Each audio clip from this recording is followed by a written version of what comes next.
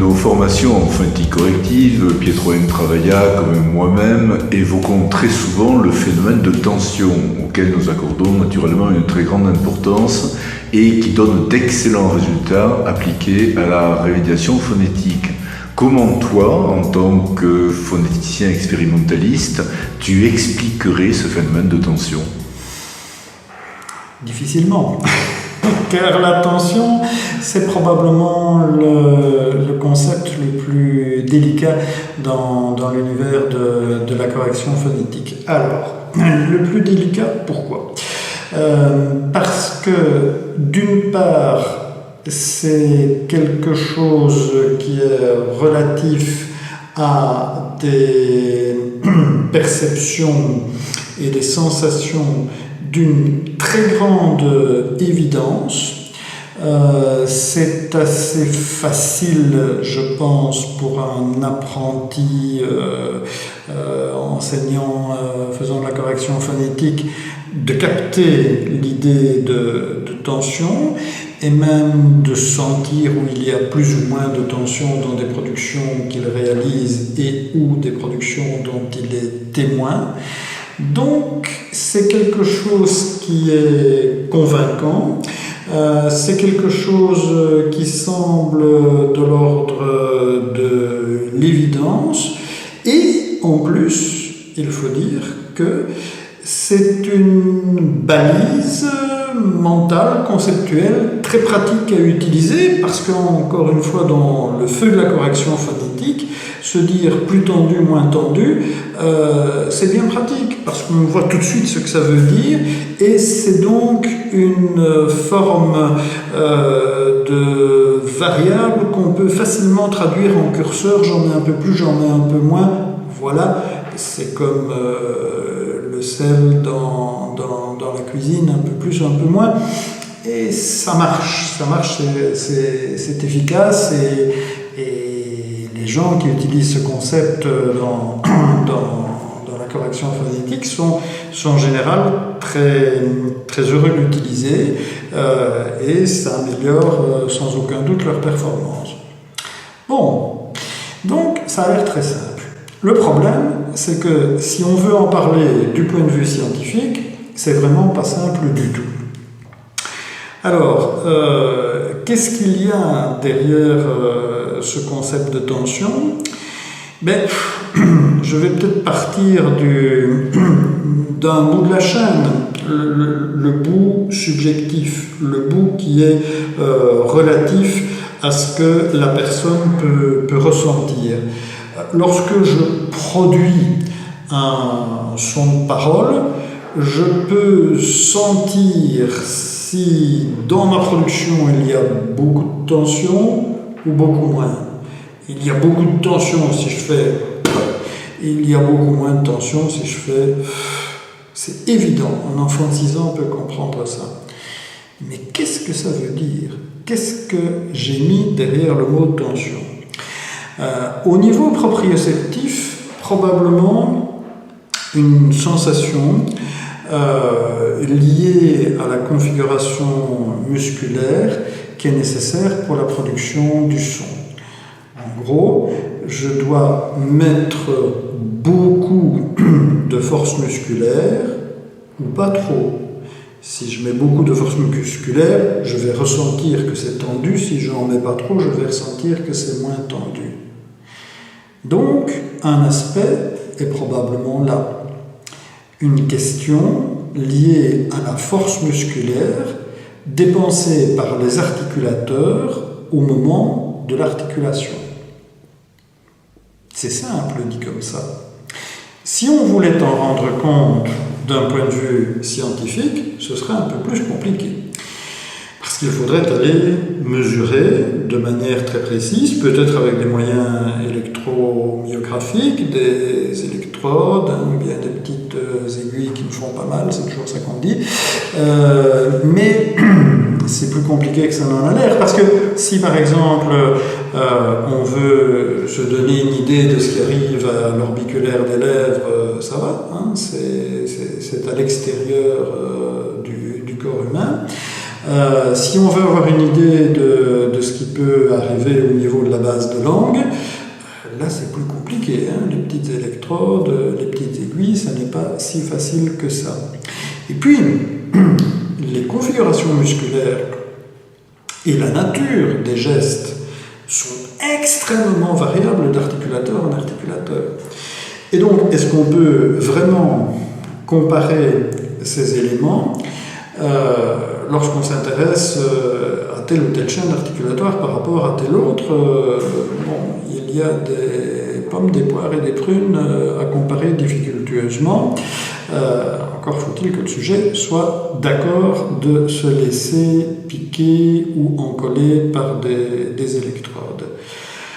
Maintenant, c'est plus complexe encore, parce que la question qu'on peut se poser, c'est s'il y a une certaine force musculaire, supposons qu'on puisse la mesurer et que l'on constate, et si l'on constate qu'elle varie, et que donc la, entre guillemets, tension varie, on peut encore se poser la question de savoir pourquoi il en est ainsi. Et là, évidemment, il faut faire entrer en ligne de compte un raisonnement acoustique, mais qui, dans un premier temps, va être un raisonnement plutôt d'ordre pneumatique. Et oui, pneumatique, parce qu'on est en face de jeux complexes, de mécanique des fluides. L'air est à certains moments dans une pression importante, à d'autres moments dans une pression qui est moindre. Si l'on peut mesurer la pression intraorale à l'intérieur de la bouche qui réside à l'intérieur de la cavité buccale juste avant la production d'une plosive, un peu par exemple, ou bien si on mesure la même chose pendant la production du fricatif, un feu par exemple, on va voir des choses très différentes.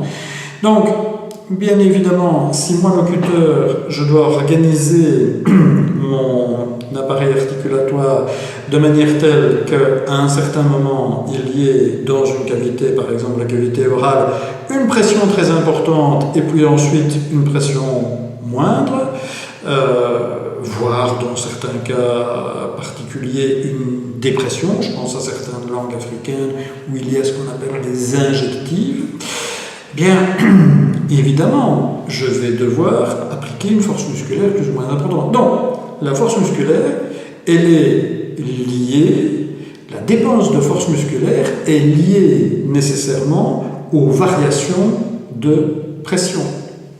Mais là encore, ces variations de pression, en fonction de la mécanique de production des sons, elles vont se montrer extrêmement diverses.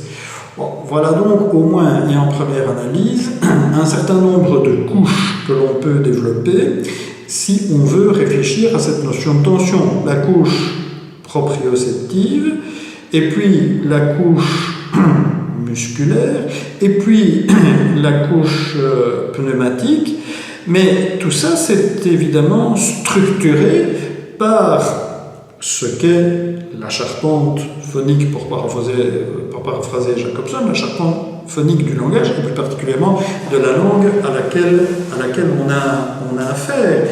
Et donc, en ce sens-là, on pourrait arriver à dire tel son de telle langue est plus tendu que tel autre son de telle langue. Ce n'est pas faux, mais de quoi est-ce qu'on parle quand on parle de la tension d'un son? On parle de manière un peu métaphorique, parce qu'un son n'est pas tendu. Et ce qui peut être tendu, c'est évidemment tout l'appareil nécessaire à la production du son. Alors évidemment, tout ça c'est d'une grande complexité et on doit en quelque sorte couronner tout ça par la capacité que l'on a en tant que locuteur de gouverner l'ensemble.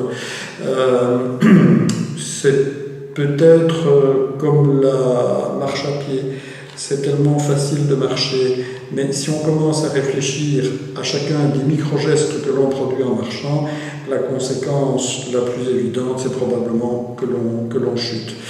Et donc, la question relative à l'attention est redoutable parce que selon qu'on la prend d'un point de vue de praticien en cours d'exercice ou d'un point de vue de scientifique qui cherche à comprendre et rendre compte, on passe du très simple et efficace au très complexe et probablement totalement inefficient. Donc c'est redoutable. Mais il faut l'utiliser chaque jour, à chaque instant, quand on fait de la correction phonétique. Parfois, certaines personnes disent « Bon, vous parlez de l'attention, mais vous dites n'importe quoi, ça n'a jamais été prouvé. » Alors que, encore une fois, quand on est praticien de phonétique corrective, ça marche extrêmement bien, comme tu l'as dit. Et il y a des films qui montrent qu'en jouant sur ce que nous, phonéticiens, didacticiens, on appelle l'attention, pas de problème, ça réussit. Mais qu'est-ce que tu répondrais à des gens qui disent « Bon, l'attention, ça n'a jamais été prouvé, vous dites n'importe quoi ». Mais je pense qu'il faut interroger l'affirmation.